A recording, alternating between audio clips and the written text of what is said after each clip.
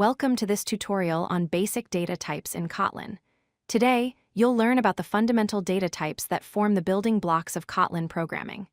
These include numeric types like int, long, double, and float, as well as Boolean and character types.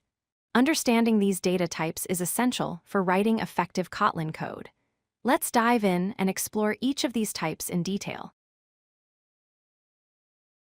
Kotlin provides 4 integer types to store whole numbers.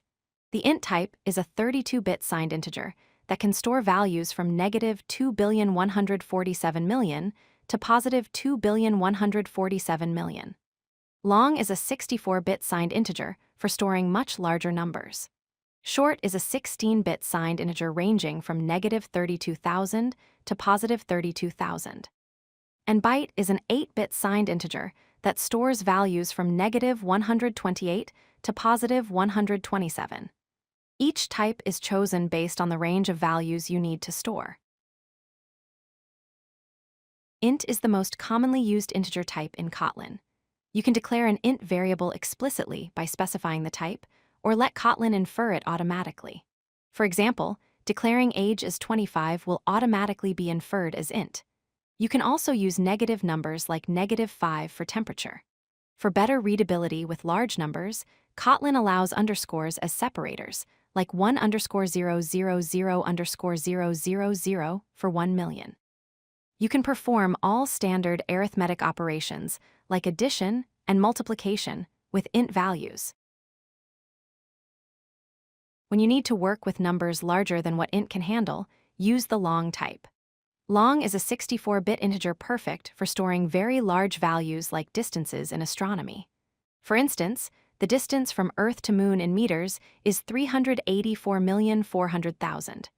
To explicitly specify a long literal, add an uppercase L suffix to the number. Long is essential when working with timestamps, large populations, or any calculation that might exceed int's maximum value.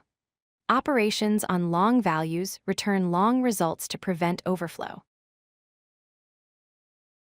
For decimal numbers, Kotlin offers 2 floating point types. Double is a 64-bit decimal type and is the default choice when you write a decimal number. It provides precision of approximately 15 to 17 decimal digits. Float is a 32-bit decimal type with lower precision of about 6 to 7 decimal digits. To use float, you must add an uppercase F suffix to the number. Double is preferred for most calculations requiring decimal precision, while float is used when memory optimization is critical.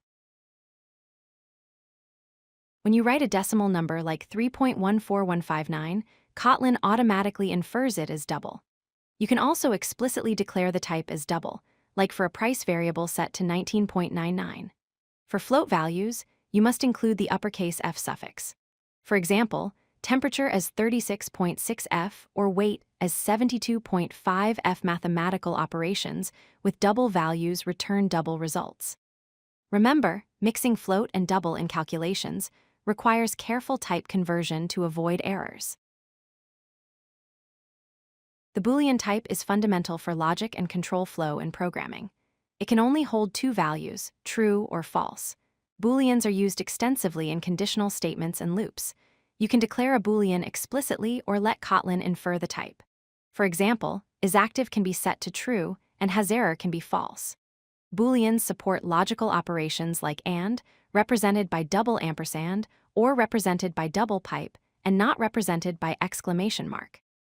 In this example, isActive and not hasError evaluates to true. The Char type represents a single character and uses 16-bit Unicode encoding.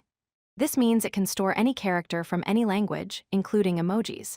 Char values must be enclosed in single quotes.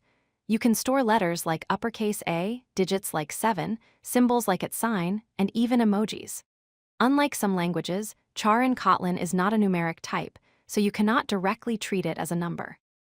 Char is essential when working with individual characters in text processing and string manipulation. If you like this video, hit that like button and don't forget to subscribe. Visit codelucky.com for more such useful content.